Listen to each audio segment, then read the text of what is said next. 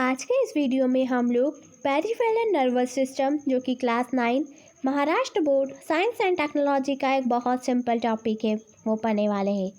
So start करते हैं। The peripheral nervous system consist of the nerves originating from the central nervous system. जो peripheral nervous system है वो nerves को originate करता है।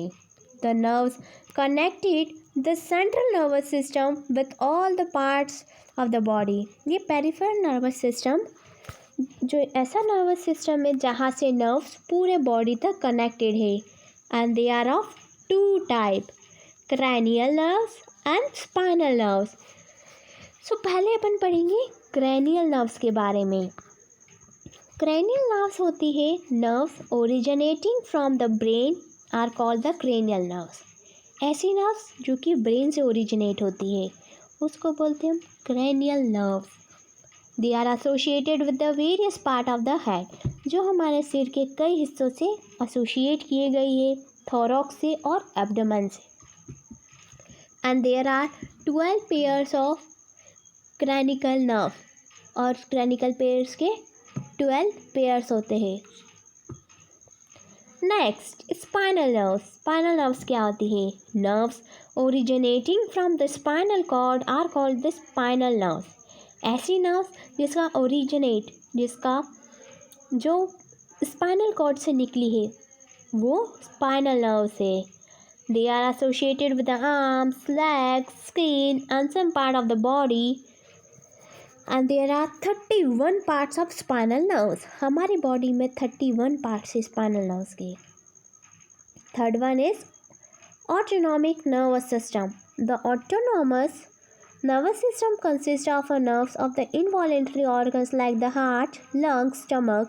It is not under the control of our will।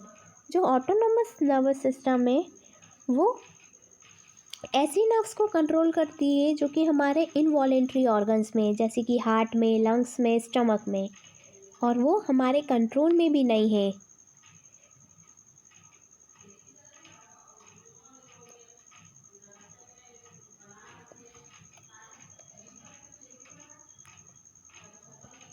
आज के इस वीडियो में हम लोग रिफ्लेक्स एक्शन जो कि class 9 Maharashtra board science and technology का एक बहुत इंपॉर्टेंट टॉपिक है।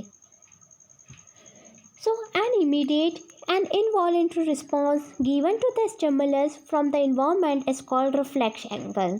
यानी जब कोई इनवॉलेंट्री रिस्पॉन्स करेगा, अगर जैसे कि हम मोमबत्ती को हाथ लगाएंगे, कैंडल को, बर्निंग कैंडल को हाथ लगाएंगे, तो इमीडिएटली हमारे पास सिग्नल आएगा कि हाथ हटा लो।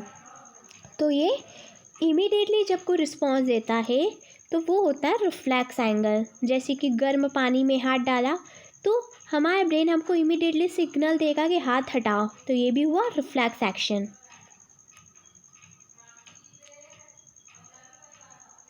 Sometimes we react to an incident without any thinking on our parts or the control over the reaction।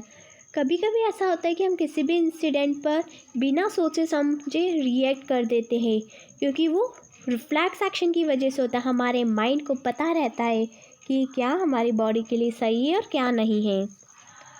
This is the response given to the certain stimuli from the surrounding. ये हम खुद नहीं सोचते हैं, इवन जो हमारे स्टिमुलीज है वो हमको रिस्पॉन्स करने के लिए कहते हैं। In such situation, proper control and coordination is achieved even without the intervention of the brain। ऐसे सिचुएशन में प्रॉपर कंट्रोल और कोऑर्डिनेशन चाहिए जिससे कि हम हमारे ब्रेन का प्रॉपर इंटरवेंशन कर सके।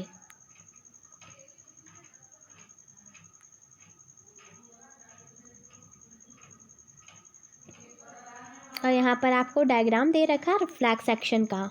बच्चों, आई होप कि आपको ये वीडियो अच्छी लगी हो।